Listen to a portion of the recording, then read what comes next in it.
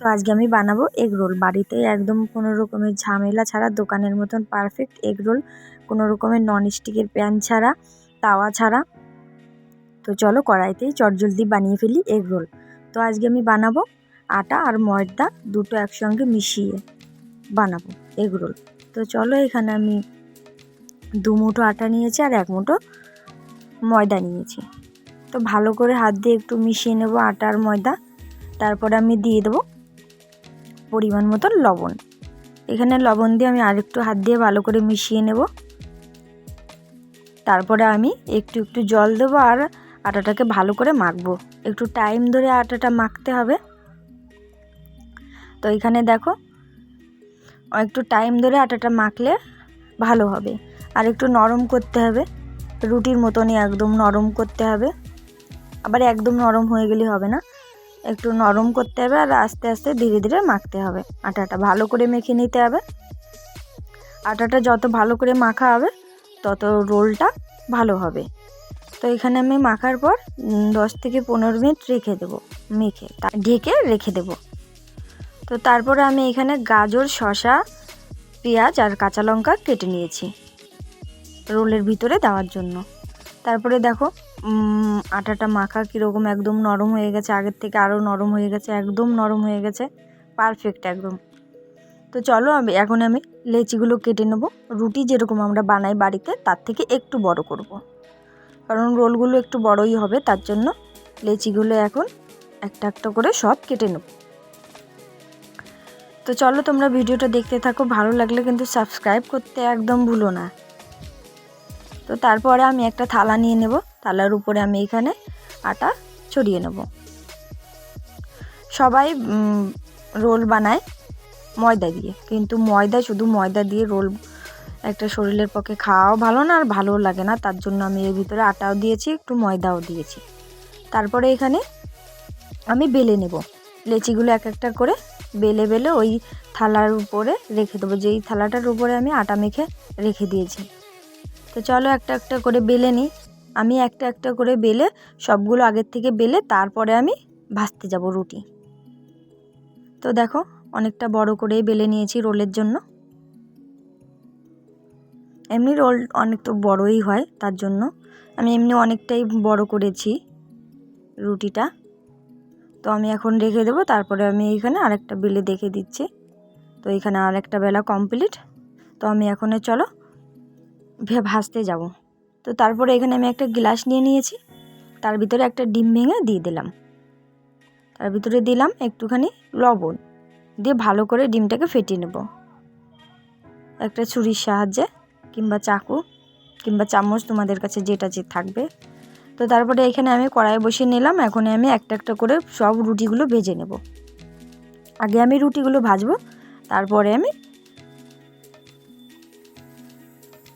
আমি রোলগুলো বানাবো। সব রুটিগুলো আগে ভেজে এক সাইডে রেখে দেবো, তারপরে আমি একটা একটা করে রোলগুলো বানাবো।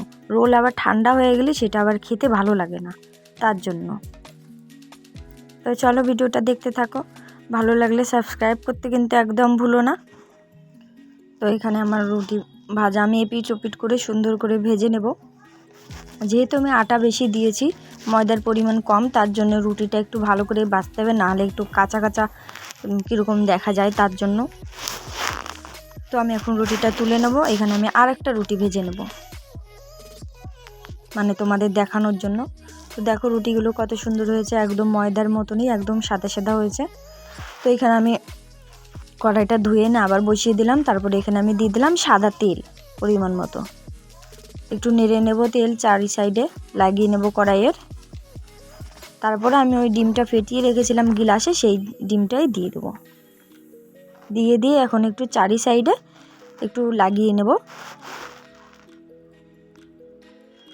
তো দেখো এরকম করে খুন্তি দিয়ে চারি সাইডে আমি একটু বড় করে নেব ডিমটা, যাতে রুটির মাঝখানটায় পুরোটা একদম লেগে থাকে। তো এখন আমি দিয়ে দেব উপর থেকে রুটি।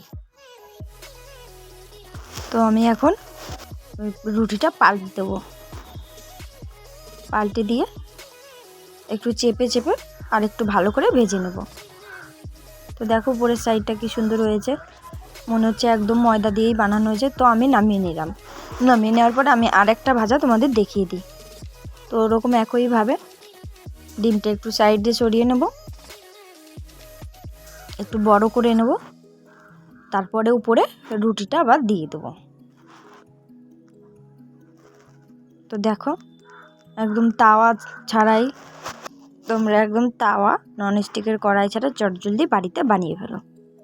তো দেখো আমি এখানে আবার একটা রুটি দিয়ে দিলাম, একটু সাইড দিয়ে একটু চেপে চেপে দেবো, তারপরে আমি উল্টে নেব কিংবা পাল্টে নেব। তো দেখো কীরকম হয়েছে। তো ভিডিওটা যদি তোমাদের ভালো লেগে থাকে তাহলে কিন্তু সাবস্ক্রাইব করতে ভুলো না। তো আমি আর একবার উল্টে পাল্টে নামিয়ে নিলাম। তারপরে এইখানে আমি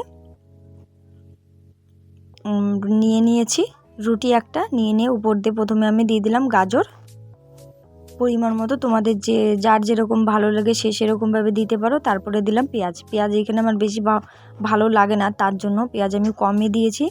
তার উপর দিয়ে দেবো শশাটা আমি একটু বেশি দেব। তো দেখো শশাটা আমি একটু বেশিই দিয়েছি।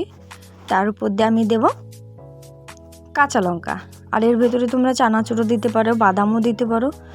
যেহেতু আমাদের এখানে কলকাতার চানাচুর পাওয়াও যায় না আর বাদামটা পাওয়া যায় কিন্তু দূরে, তার জন্য আমি চানাচুর আর বাদাম দিলাম না। আর তোমরা চাট মশলাও দিতে পারো, ভালো লাগবে। তো তারপরে আমি এখানে টমেটো সস দিয়ে, তো রুটিটা এরকম এক সাইড দিয়ে চেপে ভালো করে প্রথমবার একটু জোরে চাপতে হবে, চেপে এরকমভাবে গোড়ালে রোলের আকারে হয়ে যাবে।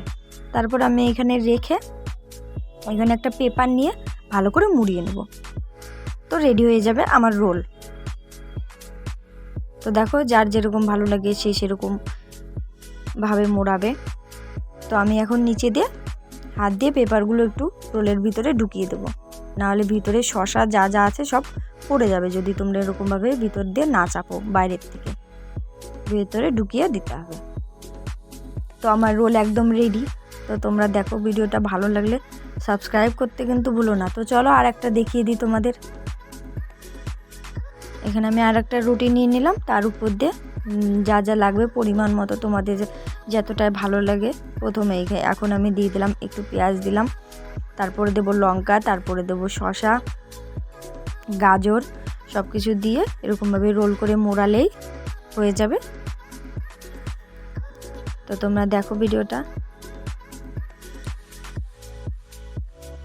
তো এখানে আমি ভুলে গেছি টমেটো সস দিতে, তারপরে আবার মনে পড়লো, তারপরে আমি এখানে দিয়ে দিলাম টমেটো সস।